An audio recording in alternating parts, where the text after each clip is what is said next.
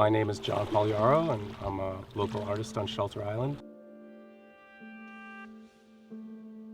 I've been making art most of my adult life that really attempts to create an environment that puts people at ease or generates tranquility or serenity. I think subconsciously I really have that bias in my art making because my early life was affected by a lot of trauma. It was just always important for me to make things that either attempted to sort of transform trauma into something beautiful or something positive, or to provide an environment where people who were traumatized could find a point of connection or could derive some peace and serenity from being in proximity to the art that I made.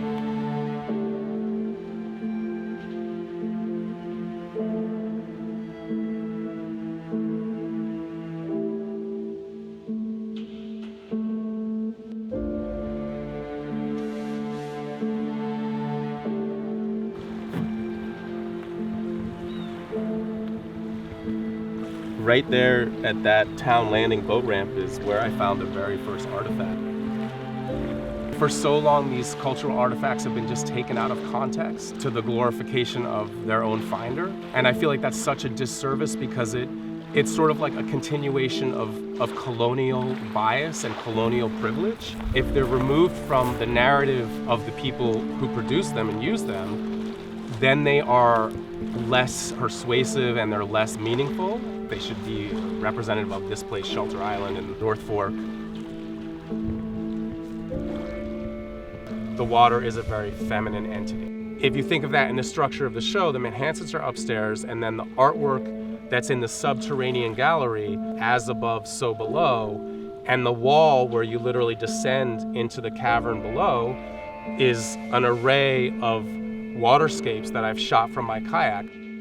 Going through the show is supposed to create kind of a symbolic movement through these spaces. In doing that, you're actually engendering a particular energy in order to make yourself available to a higher being. And so you dip into that as like a wellspring of creativity.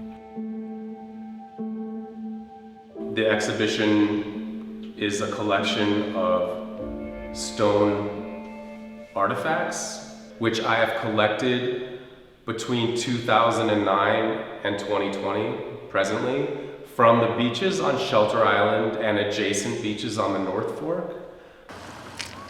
2008, I was pretty catastrophically injured. It took me quite a while to recover, and I received a settlement as part of that accident, and it was I was so close to dying that it was a really transformational experience, and I decided, that I would get a motorboat. Like the most money I've ever spent on anything, and I'm, about to plunge it into the water. So I'm doing it by myself, and I think I'm doing it right, but I don't really know. And then, lo and behold, Dick Petrie, who, is the owner of the Prydwen and a captain, just out of the kindness of his heart, he just pulled over and stopped.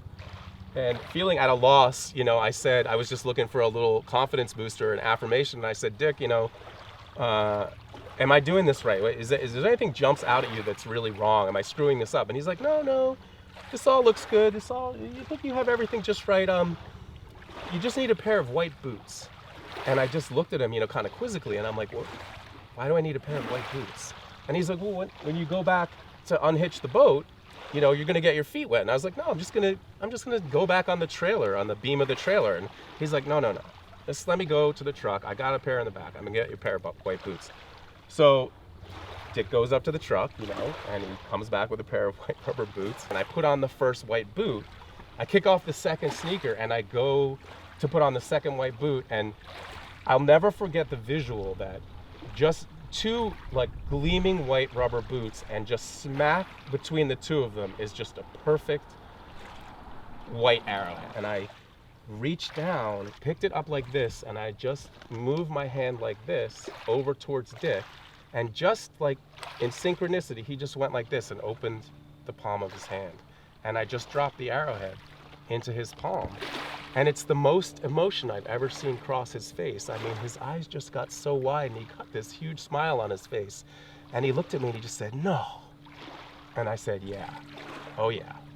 I said, thanks for stopping to help me. You didn't even have to stop. I've been going to that beach since 1971, so needless to say, I was taken aback when I found an arrowhead on the beach in 2009, and I handed it away in the moment. But curiosity definitely got the better of me, so I just wanted to find out to whom that artifact had belonged and when it was used. Never crossed my mind.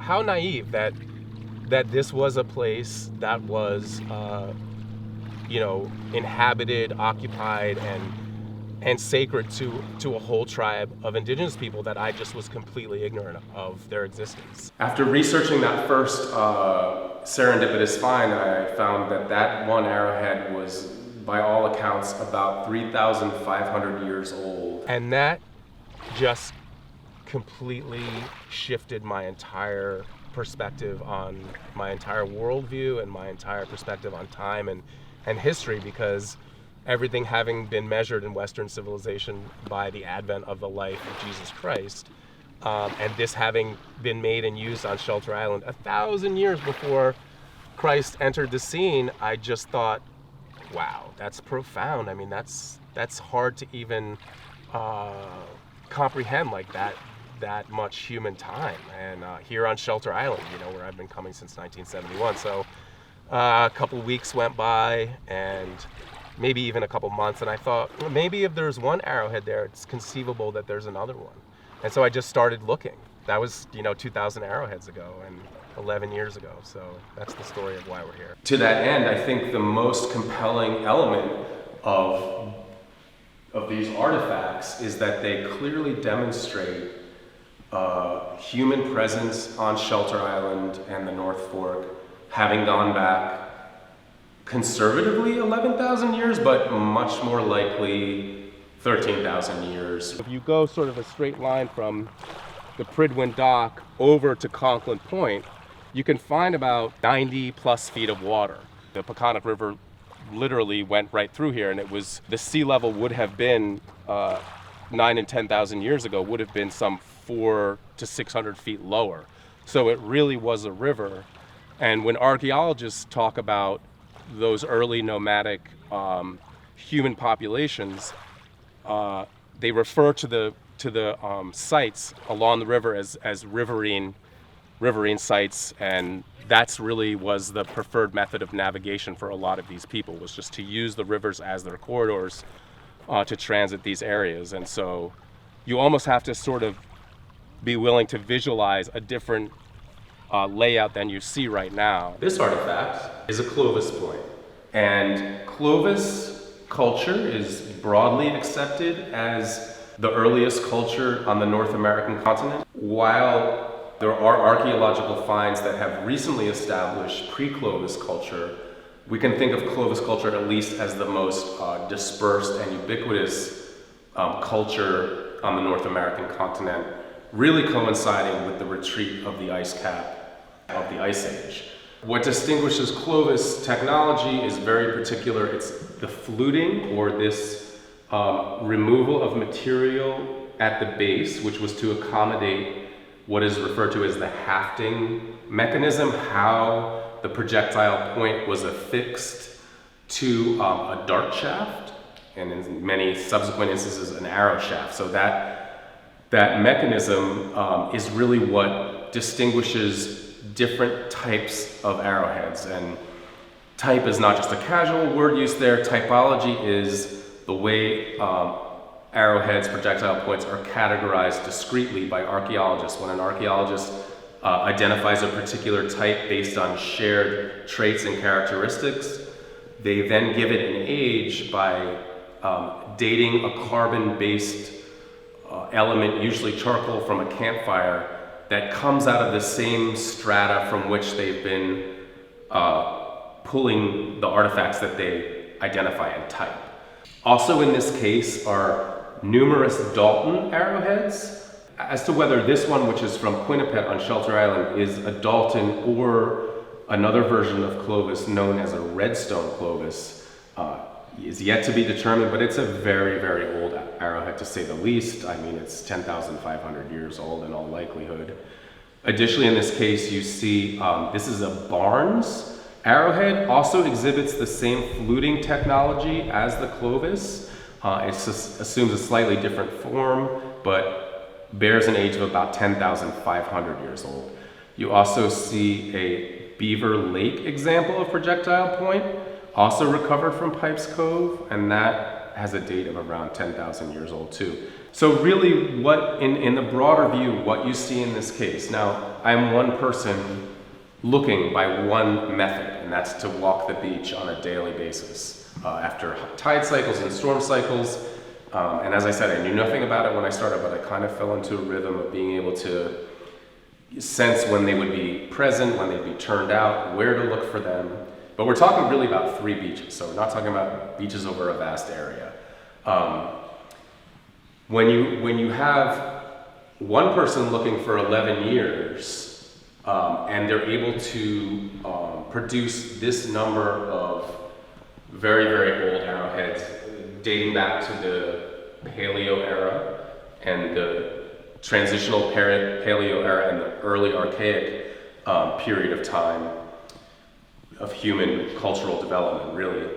That is an indication of not just incidental loss of these projectile points from somebody passing by here, but protracted, really deep-seated human presence in that time frame. There's not so much rhyme or reason to where they end up, because they can be anywhere from right up against the bulkhead, clear to in the water. You know, the rack line is kind of where just similar sized things aggregate. So I just go more by the size of the pebbles, trying to figure out where's a good place to walk, but that's not to say the artifacts can't be on either side. The other thing about this beach is this culvert here, whenever there's a heavy rain, it does kind of passive excavation. So when there's a lot of hydraulic pressure off the hill, when it rains heavily, and it will literally excavate a trench through the middle of the beach, you know, sometimes 2 feet deep in a heavy rain, and that really just turns everything over. So it's making it's mixing up layers of accumulated time. So it's a great beach to walk to look. Now moving along, in this case, it's a more broad array of time periods, but what you have is you have this projectile point, this projectile point, so the beige one, the red quartzite one, this is a green chert example, so those 3, and then we're going to skip over the red-brown one, this white one, this tan one, and this, or we can maybe call them, this tan and this sort of beige one. So those 6, these 3, and these 3, those are Neville points. That is the typology of those points, are Neville projectile points. The Neville culture was in existence and manufactured their tools between about 7,700 years before present and 8,300 years before present. So 300 years on either side of 8,000 years ago. Now, when you have one individual who recovers 6 Neville points, it's much more conclusive that there was entrenched occupations. Here, these are Stark points in the Stark cluster of projectile points. This represents the biggest technological advancement of the early Archaic period. And the adaptation was this. They went from having a very broad blade, as we saw in the Nevilles, and in these points, what you see is a much more constricted or tapered, steeply tapered projectile point. It seems simple enough. If something's very wide and sharp, and you make it much more narrow and pointy, it then penetrates more easily. Instead of relying on a very, very sharp edge, these points rather relied on this elongated, very sharpened profile to literally puncture their prey. And what did that mean for human behavior and human lithic technology? It meant that they no longer had to travel far afield to great effort and great lengths to find hard stones like the green chert, the Normanskill chert, which comes from Greene County, west of the Hudson River, so it comes from a couple hundred miles away. from here. But they were able to use stones that were much more readily available, because instead of having to make that very sharp edge, they could use softer stones and just make it much more pointy and tapered. So soft stones were able to penetrate their prey targets. I mean, in hindsight, it seems really simple, and it seems like it wouldn't even bear calling it a technological advancement, but you know, hindsight has the luxury of 20/20 vision, and so it really is astounding, just that adaptation, which then opened up this whole array of stone materials that they could put to use for the production of their stone tools. And the other thing that's in this case are these very large barbed triangular points. They're quite massive, and one of them I found in two pieces about 6 weeks apart. Those are harpoon points. These really demonstrate that whaling as a practice and harpooning of extremely large prey species was something that was well within the purview of indigenous peoples here long before colonial contact, that they were actually expert at tracking and harvesting those massive animals in a collective effort using dugout canoes. And not enough credit is given to indigenous people who would have been really, while Europeans didn't know how to whale and had already engaged in the whaling practice, really it was the transfer of indigenous knowledge and expertise in this environment that enabled the whaling industry to become so robust and really allowed Sag Harbor to become this thriving hub. Existence hinged on the production of these tools. That's how they procured food. So in that sense, I think of it as a technological apex of indigenous cultures. All of these things indicate a tremendous convergence of different cultural groups here, influence coming from far afield, and even materials being brought from far afield. That scenario is very consistent with historical accounts of Shelter Island as a meeting place between disparate people, that people came from far and wide to be here. The reason for that, I think, will have to remain somewhat unknown. It may bear relationship to the fact that the sachem here was the grand sachem of all 15 tribes on Long Island in 1652 when Nathaniel Sylvester took possession of the island. My intuition is that that stature was conferred upon him by the place. In other words, that Shelter Island was considered so sacred and so such a meeting place and a convergence place that whomever was the sachem here would have held that stature, because it was conferred upon that person more by the potency of the land, by the significance of the location itself. This stands out to me, this rock, because it looks like it's been pecked away at, and it looks by, human intention rather than just, so that's what we were talking about yesterday. So this, if I get this quarter deck off, this you can see, this is sort of a hammerstone type of tool. So what caught my eye was the fact that it's fairly abraded, and then what you see that's very strong indication of it being a human produced is this is the original cortex or rind of the pebble. So here's an unmolested pebble, and you can just see it's fully, the cortex, the rind of the pebble is fully intact. It's smooth everywhere. And here this would have been the case, but all of this has been chipped away, has been pecked away. So this was likely, and that is left there for like a thumb hole. So whatever it was used for, a hammerstone, possibly breaking open clams, but that's a human artifact, just sitting here on this beach. And that just gives you an idea of how deep and entrenched the occupation by indigenous people was here. Because there's many artifacts like that just sitting there that most people would probably look past or not identify, but that's an artifact for sure. Lithic reduction is taking one of those cobbles and breaking it apart through what's called percussive flaking, which means taking a stone like this and using it to hammer another stone. And in this case, you can see the existing what's called cortex, which is in the vernacular, it will be termed rind of the stone, and through percussive flaking, which is a rhythmic hammering of one stone against another, the stone is reduced in size or chipped away at. So that's where the word reduction comes from. So lithic reduction.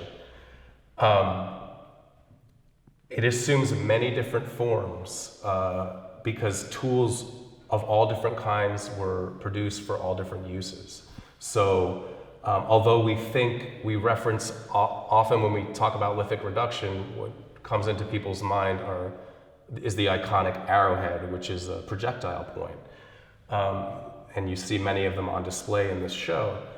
But there are much more less recognizable and less iconic stone tools that were manufactured and used on a daily basis that are often overlooked. Often when people look at some of what is in the cases, a comment that I hear a lot is, I would have just walked right past that. It's just a rock. I never would have been able to identify it as a tool. So what I want to do is highlight some of the things that distinguish something from being just a rock versus being a rock that was manipulated and shaped by human intention and action for the use as a tool. So this example is one of the most ubiquitous tools that were produced by humans for various uses, and this is generically, broadly referred to as a chopper. So it looks sort of indistinguishable enough. I mean, it's easy to say that, well, I would just assume that is a rock, but all of these broken facets, which that's what they are. So it would have began its life as more of a classic cobble, and in this case, there are various impacts that have broken away or reduced portions of the original stone. A lot of times, the ergonomics really reveal the functionality, and since in the production of these stones, they would always relate to the hand, and in their subsequent use, they would also always relate to the hand. So this will give you a better idea when I do this, that this piece which has been chipped away is not just incidental. Even though it looks casual and it may have just occurred naturally, it was actually deliberately placed into this stone so that if you look at it in the context of ergonomics of the hand, you can see how perfectly it actually fits between the thumb and forefinger, and how this aspect of the tool is used as a hand wrap to give leverage. And then this is the operative edge. You could really apply a lot of force to the action without sacrificing your grip on the stone. But the treatments of the stone also assumed much more refined methodologies. So I brought some examples of where the stone treatment is completely different, although done through the same means. So this example is a groove axe. It's made from granitic stone, granite, which is extremely dense and very hard. So it has tremendous heft to it, this artifact. You can see the extremely finely honed bit end of this axe, as you would see in a steel axe head that you would find and make firewood, etc., or to fell trees. So you have that very finely made bit end, and then this implement would have been made through the same process. So it would have been made through percussive flaking. Now it's hard to imagine that because it's so fine and polished. However, this technique, a little bit more nuanced than just raw, what's called direct percussion. So there is direct percussion where you are taking a stone and hitting another stone to enact lithic reduction. And there's also indirect flaking, pressure flaking, where something like a bone, or more often an antler, would have been used to do very fine edge work. Not in the case of this axe, but in the case of arrowheads, the very fine sharp edges are done through indirect pressure flaking with a piece of antler usually. To just think about the level of work behind this implement is nothing short of remarkable. And so these you can think of as generational tools, that there was so much invested in the production of this very finely made axe that it would have ostensibly been passed through generations from one person to the next. See how the seaweed is all lined up? It's So that kind of gives you an idea of where the high tide was, but you can see how everything kind of banked up really nicely. So I was focusing on that zone, and this jumped out at me. I see a little point and then what could be a little notch for an ear, but I'm gonna uncover it, so we'll see if could just be a flake, or it could be, no, that's a little tiny arrowhead. See, you see the two little notches on either side, and then let me get some of the sand off it. Actually, that's a bifurcate base, so that's a 9,500-year-old arrowhead that we just found live. Pretty cool, huh? I'm incredibly sad that I'm unable to meet a Manhasset person. I think they must have been extraordinary people. And I can only glean that from seeing their treatment of materials like stone, and done with such incredible mastery and such sensitivity to the material that just boggles the mind. You couldn't actually really separate their identity from the land and from the place, from their relationship to the earth. They didn't think that they would become refugees. They didn't anticipate that. It happened. I think about the trauma around that and the injustice around it. So how to go forward in life in the midst of trauma, and that really is probably the greatest point of connection between my art making and the project around the Manhassets.